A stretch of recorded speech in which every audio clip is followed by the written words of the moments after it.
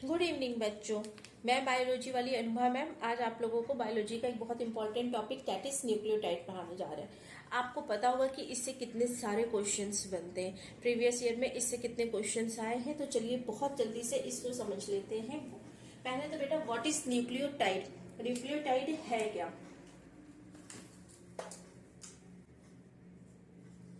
देखिए, एक अगर जो है, जब हम लोगों ने, मैंने आपको प्रोटीन के बारे में बताया था तो बताया था कि अगर एक अमाइनो एसिड है, दो अमाइनो एसिड है, तीन है, इस तरह से बहुत लंबी सी चेन होती है और क्या बनाती है, प्रोटीन बनाती है ना। तो प्रोटीन की एक सिंगल जो यूनिट जिससे जो है रिपीटेशन के बाद प्रोटीन बन रही है वो क्या है, हमारी अमाइनो एसिड। तो प्रोटीन का मोनोमर क्या है, हमारा अमाइनो एसिड, राइट। उसी तरह से जो है हमारे न्यूक्लिक एसिड का,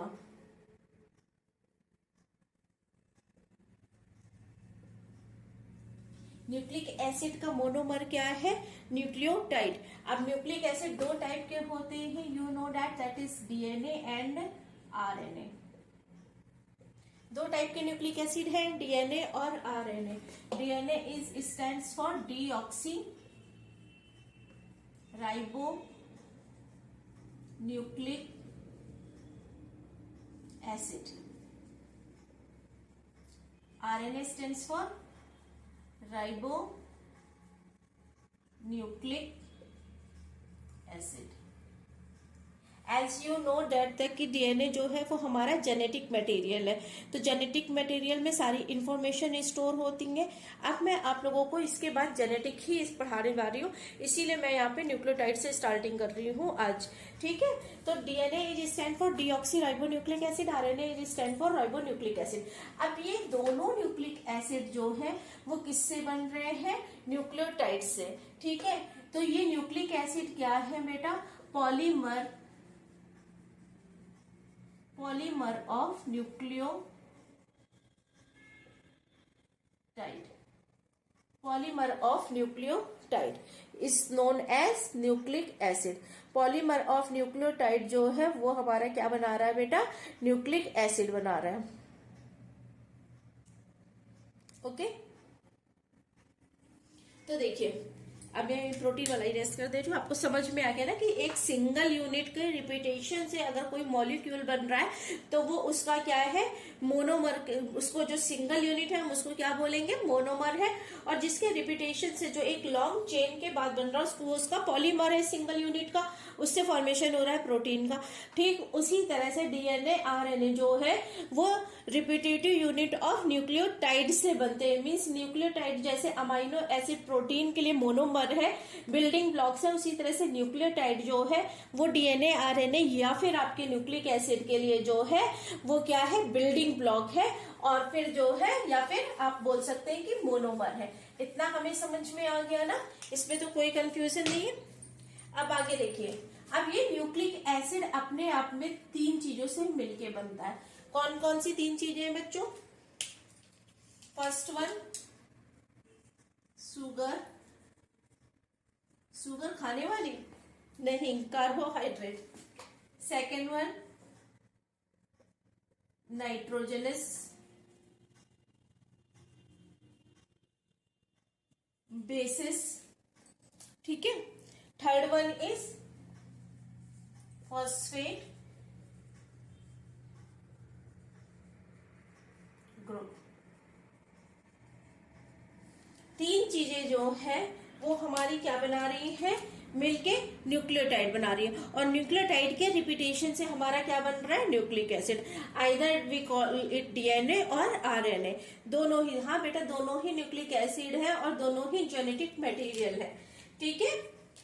तो अगर मैं यहाँ पे बात करूं बेटा, शुगर जो है, शुगर यहाँ पे कितनी मॉलिक्यूल है, 5 कार्बन मॉलिक्यूल है। यहाँ पे हम लोगों ने ग्लूकोज क्यों नहीं लिया है बेटा, क्योंकि ग्लूकोज जो है वो कैसा होता है, 6 कार्बन मॉलिक्यूल होता है ना, राइट। तो 5 कार्बन मॉलिक्यूल हम यहाँ पे बना लेते हैं।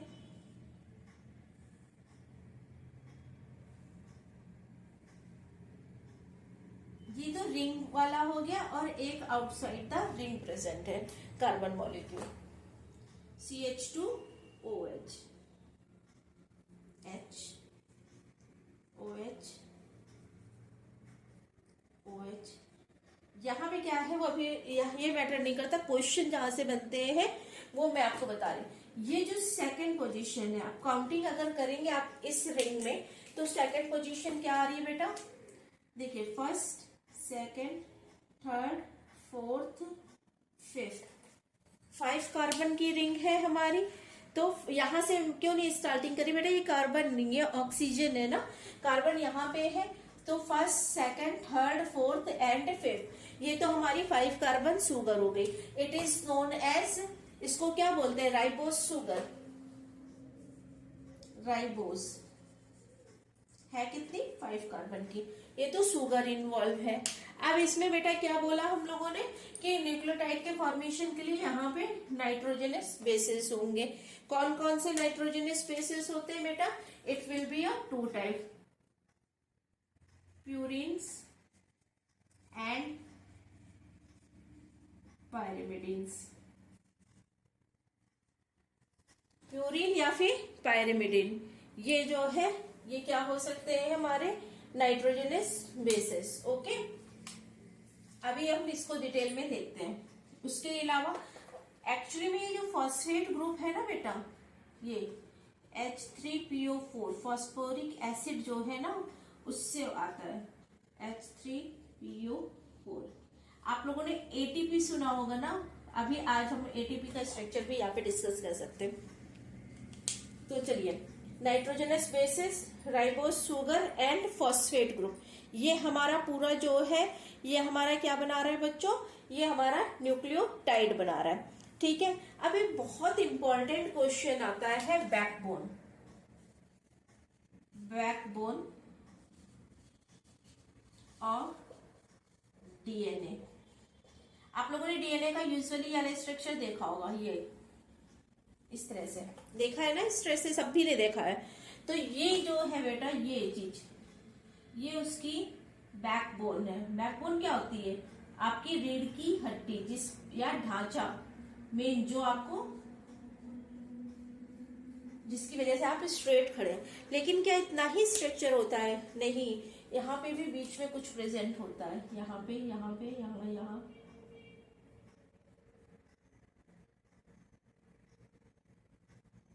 ये बेटा क्या है, ये है हमारे नाइट्रोजनस बेसिस। यहाँ पे पेयरिंग ऑफ बेसिस होती है, मींस ये जो यहाँ पे बॉन्ड इस तरह से आपने देखा होगा, ये इस तरह से। तो इस तरह से ये जो देखा, ये हाइड्रोजन बॉन्ड से, ये बेस पेयर्स के बीच में प्रेजेंट होते हैं। लेकिन हमारी जो बैकबोन है, जो बहुत इंपॉर्टेंट क्वेश्चन है कि बैकबोन हमारी किससे फॉर्म हो रही है, उसमें बेटा नाइट्रोजनस बेसिस नहीं आते, सिर्फ ये वाला पोर्शन आता है, ये स्ट्रैंड जो एक स्ट्रैंड है एंड ये सेकेंड स्ट्रैंड, ये आता है बेटा हमारा नाइट्रोजनस बेसिस में, जो बैकबोन है। तो बैकबोन किससे बन रही है बेटा, backbone will be form from sugar, that is ribose, plus क्या है, अब नाइट्रोजनस बेसिस नहीं आता, तो इसके अलावा क्या बचा हमारे पास, फॉस्फेट ग्रुप बचा, तो फॉस्फेट। ठीक है, फॉस्फेट और शुगर जो है वो हमारी बैकबोन का फॉर्मेशन करते हैं। किसकी बैकबोन, हमारी नहीं, डीएनए की बैकबोन का फॉर्मेशन। ये जो स्ट्रक्चर आप देखते हैं, ये जो रिबन लाइक स्ट्रैंड्स हैं, जो ये स्ट्रैंड्स, एक ये स्ट्रैंड्स है, उसके ही सराउंडिंग में जो दूसरा स्ट्रैंड है, ये किससे बन रहा है बेटा, ये हमारी शुगर और फॉस्फेट से बन रहा है। शुगर भी पर्टिकुलर कौन सी है, 5 carbon, that is ribose sugar. और ये नाइट्रोजनस बेसिस जो है, एनसीईआरटी साफ साफ मेंशन करती है कि नाइट्रोजनस बेसिस जो है वो बैकबोन से प्रोजेक्टेड आउट होते हैं इनसाइड, तो मींस जो ये स्ट्रक्चर है उसके इनसाइड प्रेजेंट होते हैं, ये इस तरह से। ठीक है, यहाँ पे फिर इनकी पेयरिंग होती है, राइट। तो आज हम लोग अभी डीएनए का स्ट्रक्चर नहीं कर रहे, मैं यहाँ पे आपको सिर्फ और सिर्फ जो है न्यूक्लियोटाइड का स्ट्रक्चर दिखा रही हूँ। ठीक है, तो देखिए ये हमारा ये बन गया। अब मैंने आप लोगों को बताया हुआ है प्यूरिन्स जो है, जिसने नहीं देखा है वो मेरे लाइव लेक्चर देख लेगा जाके।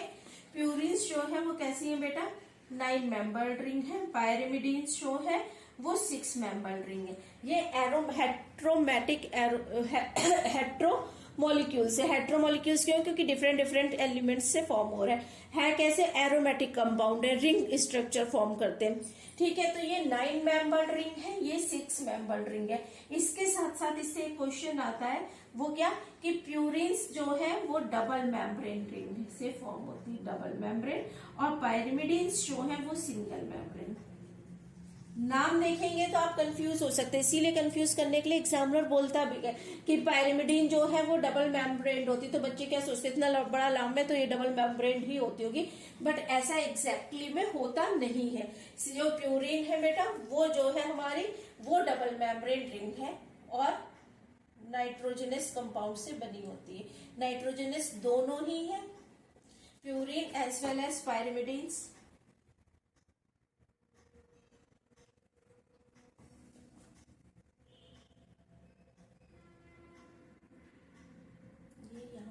ऐसे आएगा, यहाँ पे हमारा डबल बॉन्ड होगा, इस जगह पे होगा डबल बॉन्ड। ठीक है, ये तो एक रिंग हो गई, सिंगल रिंग हो गई। एन इस पोजीशन पे है, एन इस पोजीशन पे है ये। ठीक है, इसके बाद इसमें एन और प्रेजेंट है, डेट इज ये। ठीक है, काउंट करिए 1 2 3 4 5 6 7 8, यहाँ से काउंटिंग करिए 1 2 3 4 5 6 7 8 9। ठीक है, 1 2 3 4 5 6 7 8 9। तो समझ में आया कि ये जो है प्यूरिन्स जो है वो कैसी है, हमारी डबल मेम्ब्रेन रिंग है। एक क्वेश्चन तो यही बनता है। दूसरा, ये भी नाइट्रोजनस कंपाउंड है ही, नाइट्रोजनस बेस है, तो नाइट्रोजनस बेस है तो उसमें क्या है, नाइट्रोजन तो प्रेजेंट होगा ही ना। तो ये तो हमें प्यूरिन्स का स्ट्रक्चर तो समझ में आ गया। अब इसका देख लीजिए, ये क्या मैं बोल रही हूँ कि ये सिंगल रिंग मॉलिक्यूल्स है, सिंगल रिंग मॉलिक्यूल्स है, लेकिन ये पूरी जो है वो 6 मेम्ब्रेन है, लेकिन ऐसा नहीं कि कार्बन से ही बन रही है। अगर कार्बन से बनती तो ये क्या हो जाती है, ये बेंजीन हो जाती ना। इसमें क्या है प्रेजेंट, हमारा नाइट्रोजन प्रेजेंट है ये। ठीक है, देखिए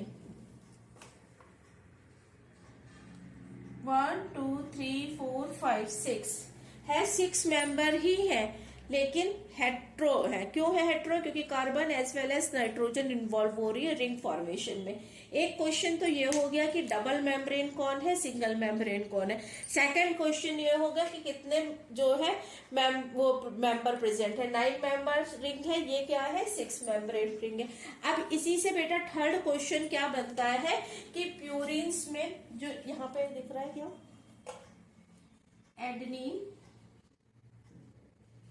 ग्वानिन, इसके नीचे दिख रहा है थायमिन, साइटोसिन एंड यूरेसिल।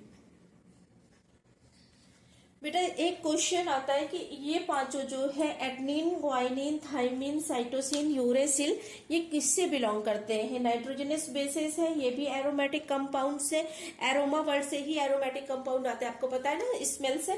तो एडेनिन और ग्वानिन जो है बेटा वो किससे बिलोंग करते हैं? डबल मेम्ब्रेन रिंग से। डबल मेम्ब्रेन रिंग से इसका मतलब क्या है बेटा, ये these are come under the category of purines. ठीक है, ये क्या है थायमिन, साइटोसिन एंड यूरेसिल, ये किस में आते हैं बेटा? पायरिमिडीन में। मीन्स ये क्या है, सिंगल मेम्ब्रेन रिंग है। एक क्वेश्चन ये हो गया। एक क्वेश्चन क्या बना, डबल मेम्ब्रेन और सिंगल मेम्ब्रेन। सेकंड क्वेश्चन क्या बना, कितने मेम्ब्रेन की जो है कितने मेंबर की रिंग है। थर्ड क्वेश्चन क्या बना कि एडेनिन, ग्वानिन, थायमिन, साइटोसिन जो है उसमें से कौन से प्यूरिन्स के अंदर में आ रहा है, कौन से पायरिमिडीन्स के अंदर में आ रहे हैं। ये 3 क्वेश्चन इससे बन गए। अब देखिए इससे चौथा क्वेश्चन क्या बनता है बच्चों कि थायमिन जो है वो सिर्फ और सिर्फ डीएनए के केस में प्रेजेंट होता है। यानी अगर हम डीएनए के बेस पेयर्स की बात करते हैं, बेसिस की बात करते हैं, बेस पेयर्स की क्या, तो क्या होंगे A T G C, A T G सी। ये तो बेटा डीएनए के केस में है ATGC सीक्वेंस। आरएनए के केस में बेटा it will B AUGC। U is replace by thymine in case of DNA. U जो है उसको थाइमिन रिप्लेस कर देता है डीएनए के केस में। एक्चुअली में जो थाइमिन है बच्चों, ये कुछ नहीं है, 5 मिथाइल यूरेसिल ही है, 5 मिथाइल यूरेसिल। ठीक है, थाइमिन जो है वो 5 मिथाइल यूरेसिल ही है, मींस इसी से डिराइव हुआ है, लेकिन जो है अलग कंपाउंड है। तो तीसरा क्वेश्चन जो इससे बन रहा है बेटा कि डीएनए में कौन कौन से नाइट्रोजनस बेस पेयर प्रेजेंट होंगे और आरएनए में वो कौन से नाइट्रोजनस बेस पेयर प्रेजेंट होंगे। बहुत इंपॉर्टेंट क्वेश्चन है, बहुत बार जो है वो पीवाईक्यूज में आ चुका है। इतना हमें समझ में आ गया। अब ये तो सिंपली आपको पता ही है, ये एक एसिड है H3PO4।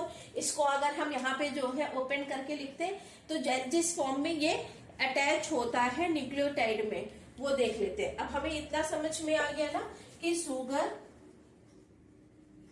Plus nitrogenous bases plus phosphate, ये हमारा क्या बना रहे हैं, न्यूक्लियोटाइड, न्यूक्लियोटाइड बना रहे हैं। ठीक है, nucleotide is monomer of nucleic acid. इतना समझ में आ गया। अब इसके बीच के बॉन्ड्स और देख लेते हैं, उसके बाद हम लेक्चर खत्म करते हैं। देखिए कैसे बॉन्ड बनते हैं। तीनों आपको तीनों मॉलिक्यूल्स जो है, तीनों वो चीजें समझ में आ गई किन कंपोनेंट से ये हमारा बन रहा है। अब देखिए, अब स्ट्रक्चर ड्रॉ कर लेते हैं बेटा। सपोज दैट ये हमारी शुगर है, दैट इज 5 कार्बन।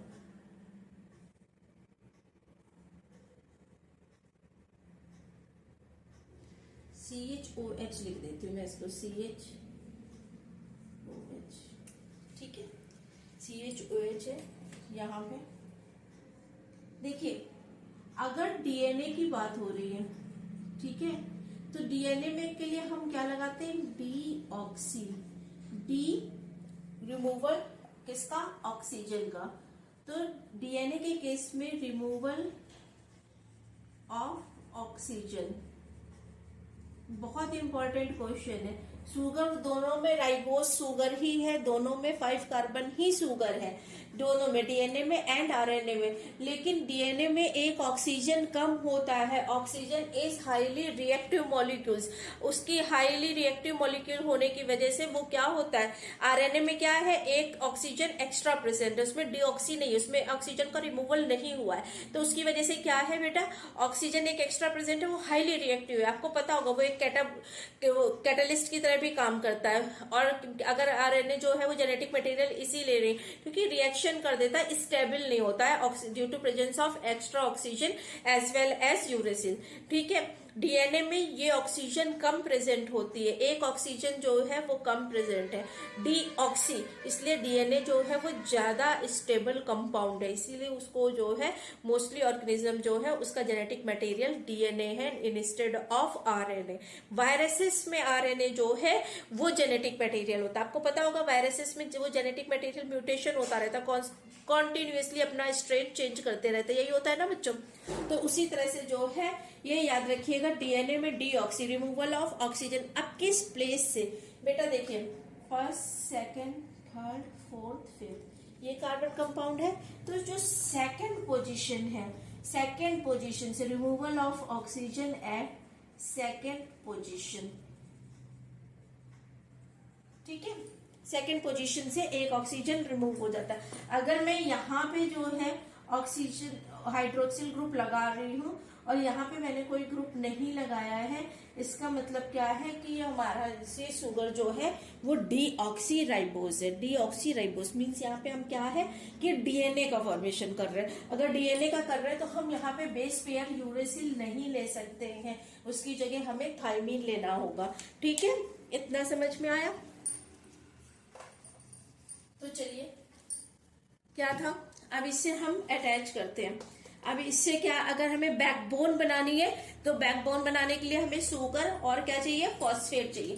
फॉस्फेट बच्चों कहाँ से अटैच होगा, यहाँ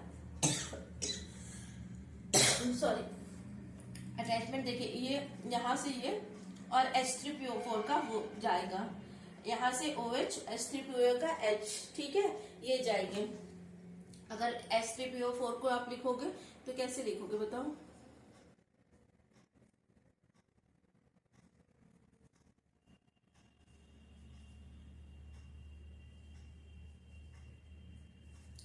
तो होगा, ठीक है। तो इस तरह से अगर हम H3PO4 लिख रहे हैं और यहाँ पे OH है, तो इससे हम क्या रिमूव कर देंगे, वाटर। यहाँ पे अभी मैं बायोमोलिक्यूल नहीं पढ़ा रही हूँ, बायोकेमिस्ट्री नहीं पढ़ा रही हूँ, इसमें मैं डायरेक्ट यहाँ पे बॉन्ड फॉर्मेशन करके आपको दिखा रही हूँ। जब बायोमोलिक्यूल पढ़ाऊंगी तब मैं आपको यहाँ पे केमिस्ट्री जो भी इन्वॉल्व हो रही है वो डिस्कस करेंगे। अभी मुझे जेनेटिक्स पढ़ानी है, इस वजह से मुझे जो है न्यूक्लियोटाइड पढ़ाना है। तो देखिए यहाँ का ये जो C ग्रुप है, CH2 जो है यहाँ पे ये, ठीक है, इससे CH2 से हमारा क्या ऐड हो जाएगा, फॉस्फेट ऐड हो जाएगा। तो ऐड कर दीजिए ये O, ये P, O, O, O, O, ठीक है। चलिए ये तो इससे अटैच हो गया। किस पोजीशन से अटैच हुआ, फॉस्फेट और फिफ्थ कार्बन से, देखिए कार्बन फिफ्थ पोजीशन से, शुगर की फिफ्थ पोजीशन से जो है वो फॉस्फेट का अटैचमेंट हुआ। अब देखिए ये हमारा क्या बन गया, ये तो बैकबोन बन गई, शुगर प्लस फॉस्फेट, ठीक है। अभी हमें क्या और ऐड करना है, नाइट्रोजनस बेसेस ऐड करने। अगर मैं आपसे जो बोलूं एडेनिन मैं ऐड कर रही हूँ, इसका मतलब कि प्यूरिन ऐड हो रही है, डबल मेम्ब्रेन रिंग ऐड हो रही है। तो वो कैसे अटैच करेंगे, रिंग का स्ट्रक्चर देखिए पहले तो, कहाँ पे बना दूं मैं, यहाँ पे बना दूं, कहाँ पे देखिए दिख रहा, दिख रहा क्या, यहाँ पे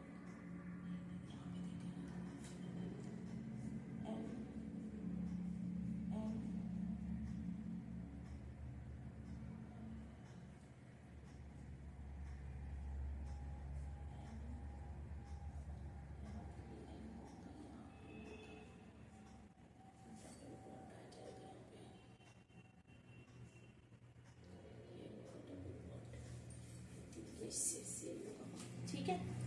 ये रिंग जो हम लोगों ने ऐसे बनाई थी उसको बस मैंने यहाँ पे, क्योंकि अटैचमेंट बॉन्ड का दिखाना है इसलिए यहाँ पे एडिशन की वजह से दिखा दिया है। अभी हम लोगों ने जब इसका स्ट्रक्चर बनाया था तो आपने देखा था ना कि यहाँ पे N प्रेजेंट था, इस साइड याली रिंग प्रेजेंट थी और याली रिंग इधर थी, लेकिन अभी मुझे बॉन्ड से अटैचमेंट दिखाना है, इस वजह से मैं इसको रिवर्ट कर रही हूँ।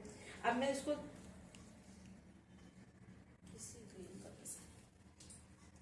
जो हमारा फर्स्ट पोजीशन है बेटा, यहां से अटैचमेंट होगा फर्स्ट पोजीशन से।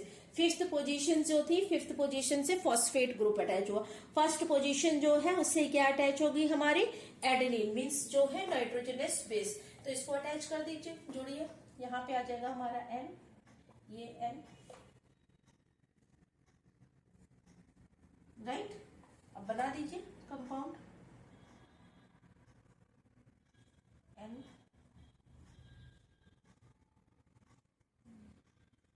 ठीक है।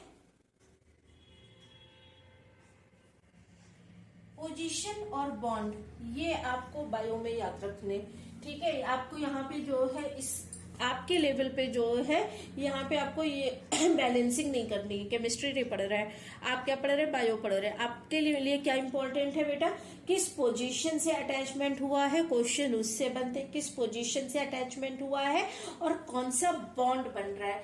देखिए अब ये शुगर है, ये फॉस्फेट है, ये नाइट्रोजनस बेस है ना, एडेनिन है, एडेनिन को हम A से रिप्रेजेंट करते हैं। तो ये पूरा क्या बन गया हमारा बेटा, न्यूक्लियोटाइड। ये स्ट्रक्चर क्या बन गया हमारा, न्यूक्लियोटाइड, राइट। न्यूक्लियोटाइड हमने बना लिया। अब बॉन्ड और देख लीजिए, बॉन्ड क्या क्या है प्रेजेंट है। ये किसके बीच में प्रेजेंट है, यहाँ पे हाइड्रोक्सिल ग्रुप प्रेजेंट था और ये क्या था, एसिड था। यहाँ पे जो बॉन्ड बनता है वो क्या है बच्चों, जो यहाँ पे बनता है उसको हम क्या बोलते हैं, एस्टर बॉन्ड बनते हैं, ठीक है, फॉस्फो एस्टर बॉन्ड। ये जो यहाँ पे बनता है ये क्या है, हमारी नाइट्रोजनस बेस पेयर, ये क्या है, शुगर है। तो इसके बीच में ये बॉन्ड जो बन रहा है इसको हम क्या बोलते हैं, ग्लाइकोसिडिक बॉन्ड, ग्लाइकोसिडिक बॉन्ड।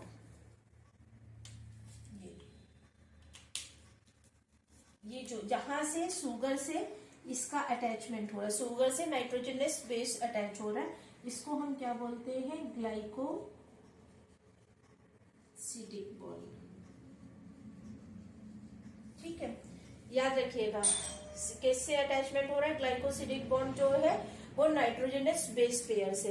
अब यहाँ पे हमने एडनिन लिया है, इट में बी थाइमिन, इट में बी साइटोसिन, इट में बी यूरेसिल, इट में बी ग्वानिन। यूरेसिल करेक्ट है?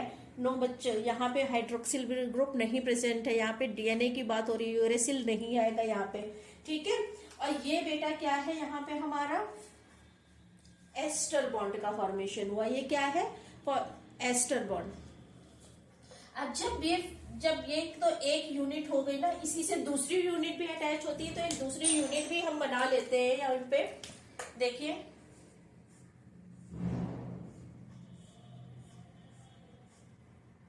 अब मैं यहाँ पे इसको इरेज कर रही हूँ, दूसरी यूनिट भी बना लेते हैं। एक बॉन्ड और मैं आपको बता दूं, बस सेम ही बना देती हूँ जल्दी।